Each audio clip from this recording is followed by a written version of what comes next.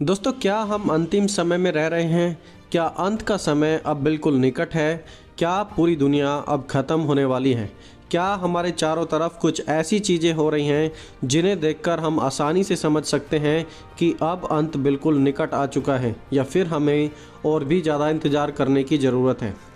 दोस्तों, आज की इस वीडियो में हम 5 ऐसे चिन्हों को डिस्कस करेंगे जिसके बाद आप आसानी से समझ पाएंगे कि अंतिम समय कब, कहां और कैसे शुरू होगा और हम कैसे इन सब चीज़ों से बच पाएंगे।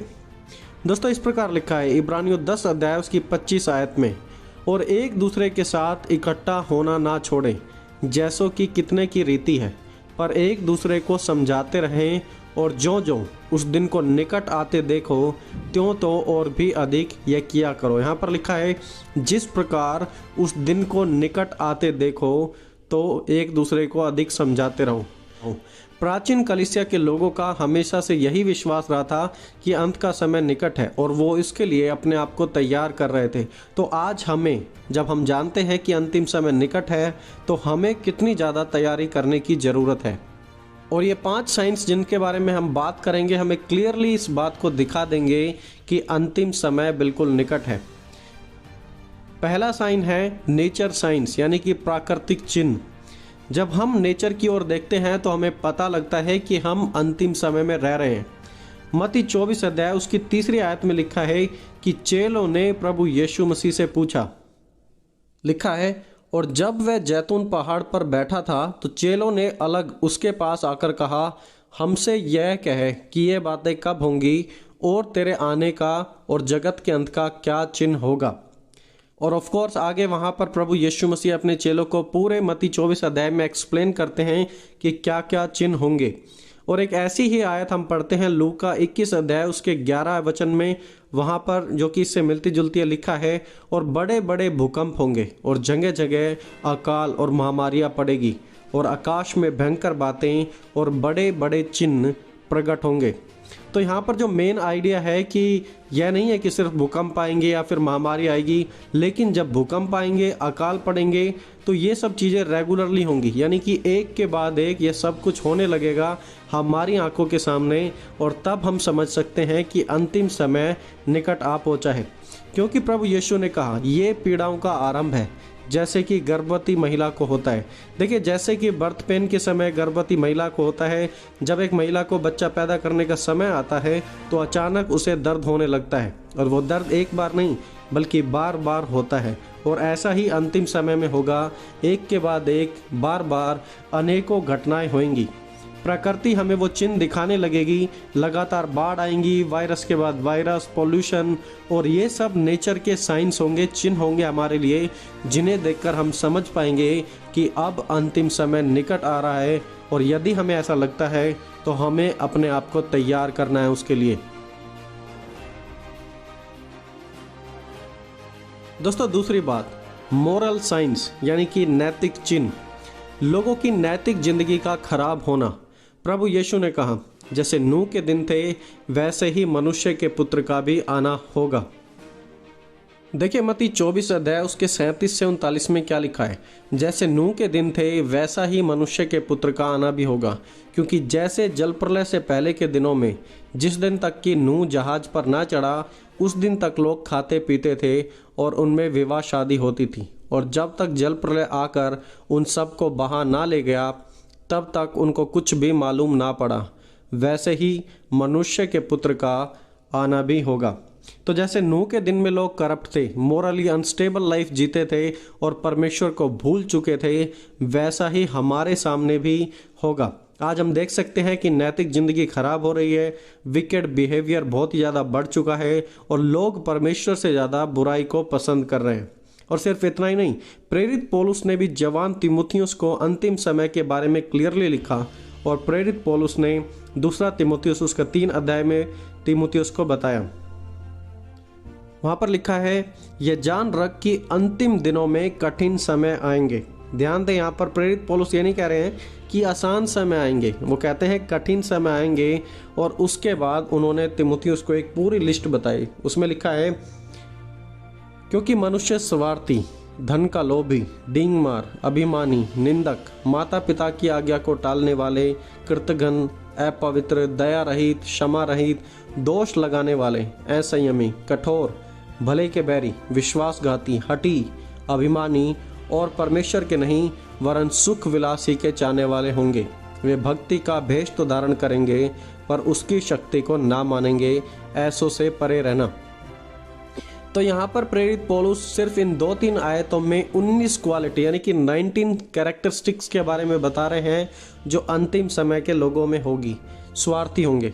आज लोग स्वार्थी हैं, धन के लोभी हैं, लोग पैसे को बचा कर रखते हैं, दूसरों का भी हक मारते हैं, झूठ बोलते हैं, डींग मार, माता पिता की आज्ञा को नहीं मानते, क्षमा रहित, दूसरों को माफ़ करना नहीं चाहते, कठोर होते हैं, संयम नहीं है, घमंड बहुत ज़्यादा है और परमेश्वर के पीछे नहीं भागते लेकिन आशीष के पीछे, सुख विलास के पीछे, बंगले के पीछे, गाड़ी के पीछे, उन चीज़ों के पीछे भागते हैं। और प्रेरित पौलुस ने कहा वे भक्ति का भेष तो धरेंगे पर तुम उनसे दूर रहना। और देखिए आज ये क्वालिटीज़ हमारे सामने बिल्कुल प्रकट हो चुकी हैं और आज हम कंप्लीटली एक मटेरियलिस्टिक वर्ल्ड में रह रहे हैं जहाँ पर हमारा फोकस सिर्फ और सिर्फ दुनिया की चीज़ों पर है, ना कि परमेश्वर और परमेश्वर की चीज़ों पर।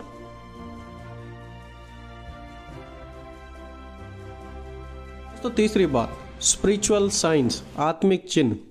मत्ती 24 अध्याय उसके 17 में प्रभु यीशु ने कहा, बहुत से झूठे भविष्यवक्ता उठ खड़े होंगे और बहुतों को बहकाएंगे। और यह हमारी आत्मिक दशा को दर्शाता है कि कैसे आत्मिक दशा की वजह से लोगों को भटकाया जाएगा। और आज हम सब अपने चारों ओर देख सकते हैं कि कैसे लाखों लोगों की मात्रा में सेल्फ क्लेम्ड प्रोफेट्स उठ खड़े हो रहे हैं जो अपने आप को खुद नबी बताते हैं, भविष्यवक्ता बताते हैं और कैसे सोशल मीडिया के द्वारा भी भरमाने वाला कंटेंट फैलाया जा रहा है। वो कहते हैं कि परमेश्वर ने मुझसे ये कहा, परमेश्वर ने मुझसे यह बात कही, यह दिखाया, ऐसा दर्शन दिया और परमेश्वर ने मुझे यह भविष्यवाणी दी। और आज लाखों लोग उन्हें फॉलो भी कर रहे हैं। और प्रभु यीशु ने कहा क्योंकि झूठे मसीह और झूठे भविष्यवक्ता उठ खड़े होंगे और बड़े बड़े चिन्ह, छोटे मोटे नहीं, बड़े बड़े चिन्ह और अद्भुत काम दिखाएंगे। नॉर्मल काम नहीं, अद्भुत काम दिखाएंगे कि यदि हो सके तो चुने हुओं को भी बहका दें। और दूसरा तीमुथियुस 3 अध्याय उसकी 5वीं आयत में हमने अभी थोड़ी देर पहले ही पढ़ा था कि वे भक्ति का भेष तो धरेंगे पर उसकी शक्ति को ना मानेंगे। ऐसों से परे रहना। तो प्रेरित पौलुस में लिख रहे हैं कि ये एक स्पिरिचुअल डुप्लिसिटी का समय होगा जब आत्मिक धारणा को झूठ के रूप में धरा जाएगा। वो भक्ति का भेष धारण कर लेंगे लेकिन परमेश्वर की शक्ति को नहीं मानेंगे। और इसीलिए कह रहे हैं कि आत्मिक जिंदगी में अंतिम समय में एक भारी गिरावट दिखेगी। लोग प्रार्थना करना, बाइबल पढ़ना, परमेश्वर के साथ चलना बिल्कुल भी पसंद नहीं करेंगे। और उस समय हमें समझ जाना है कि आत्मिक गिरावट शुरू हो गई है और अब अंतिम समय निकट है। पहला तीमुथियुस 4 अध्याय उसकी 1 और 2 आयत में इस प्रकार लिखा हुआ है, परंतु आत्मा स्पष्टता से कहता है कि आने वाले समय में कितने लोग भरमाने वाली आत्माओं और दुष्ट आत्माओं की शिक्षा पर मन लगाकर विश्वास से बहक जाएंगे।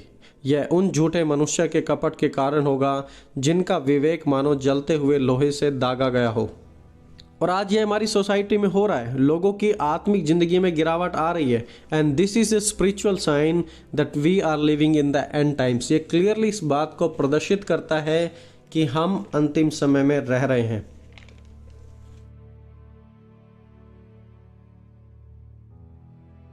दोस्तों sign number 4, technology science, technology का बढ़ जाना। प्रकाशित वाक्य 11 अध्याय में हम पढ़ते हैं 2 गवाहों के बारे में। और जब हम इस वचन को पढ़ते हैं तो प्लीज़ ध्यान से पढ़ें क्योंकि ध्यान से आप सुनेंगे, देखेंगे तभी आप समझ पाएंगे। वहाँ पर इस प्रकार लिखा हुआ है, और मैं अपने 2 गवाहों को यह अधिकार दूंगा कि टाट ओढ़े हुए 1260 दिन तक भविष्यवाणी करें। उन्हें अधिकार है कि आकाश को बंद करें कि उनकी भविष्यवाणी के दिनों में मेघ ना बरसे। और उन्हें सब पानी पर अधिकार है कि वे उसे लहू बनाएं और जब जब चाहें तब तब पृथ्वी पर हर प्रकार की विपत्ति लाएं। जब वे अपनी गवाही दे चुकेंगे तो वह पशु जो अथाह कुंड में से निकलेगा उनसे लड़कर उन्हें जीतेगा और उन्हें मार डालेगा।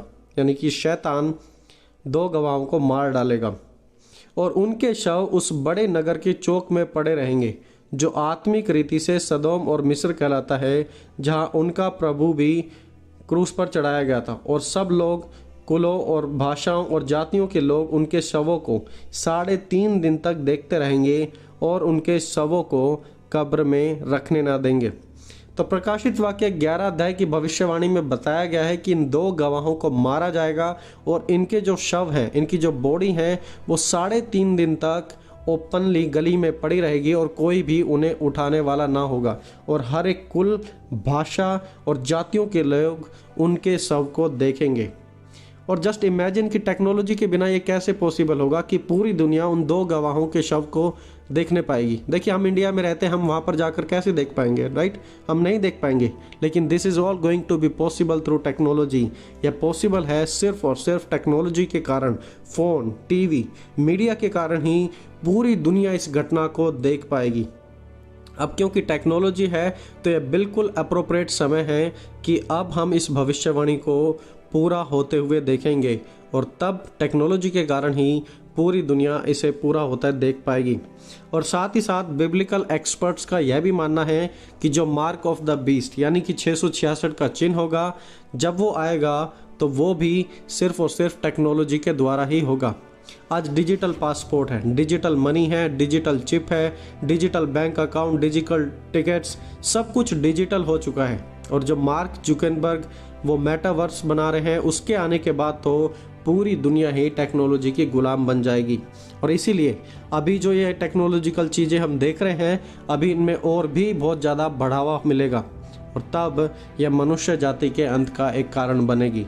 और आज टेक्नोलॉजी हमारे समय में काफ़ी इंक्रीज हो चुकी है, बहुत ही ज़्यादा बढ़ रही है। बच्चे बच्चे के हाथ में फ़ोन है, हम सब टेक्नोलॉजी की ओर बढ़ रहे हैं।